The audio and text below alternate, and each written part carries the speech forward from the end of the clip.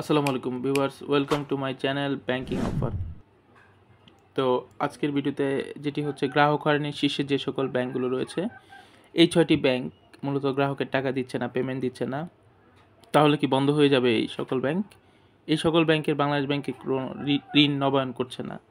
তো ইসলামী bank, social ইসলামী bank, first security ইসলামী bank, union bank, global ইসলামী bank, এই সকল ব্যাংকগুলো যে বিষয়টি হয়েছে, বাংলাদেশ ব্যাংক থেকে তাদেরকে আর কোনো নতুন ঋণ দিচ্ছে না, তারা গ্রাহকের পেমেন্ট দিতে পারছে না।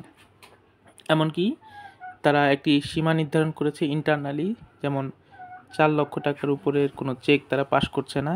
গ্রাহকের দিন শেষে হয়রানি হচ্ছে, সকালে চেক জমা দিচ্ছেন, রাত্রে 8টা-9টা বেজে যায়, কিন্তু চেক ক্লিয়ারিং হয় না, টাকা জমা হয় না। তো এই বিষয়টির প্রতিকারের জন্য আপনারা যেটি করতে পারেন, ব্যাংকগুলোকে ইনফর্ম করতে পারেন। তাতে কোনো লাভ হবে না, কারণ তারা ক্যাশের ক্ষেত্রে যেমন লিমিট আছে, যেমন চেকের ক্ষেত্রে তারা এই ইন্টারনাল লিমিটটি সেট করার কারণে গ্রাহক দিন শেষে হয়রানির শিকার হচ্ছে।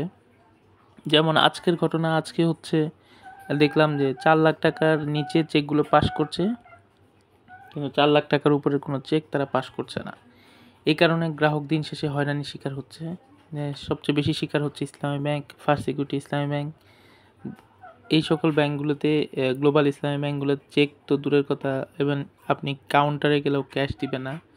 এই যে বিষয়গুলো, এগুলো আসলে দেখার এই মুহূর্তে মনে করছি যে তদারকির অভাবে তারা গ্রাহকদের প্রতারণা করছে দিন। তাই আপনাদের উচিত সতর্কতা অবলম্বন করা, কারণ সতর্কতাই পারে আপনার মূল্যবান সম্পদের ক্ষতির হাত থেকে রক্ষা করতে।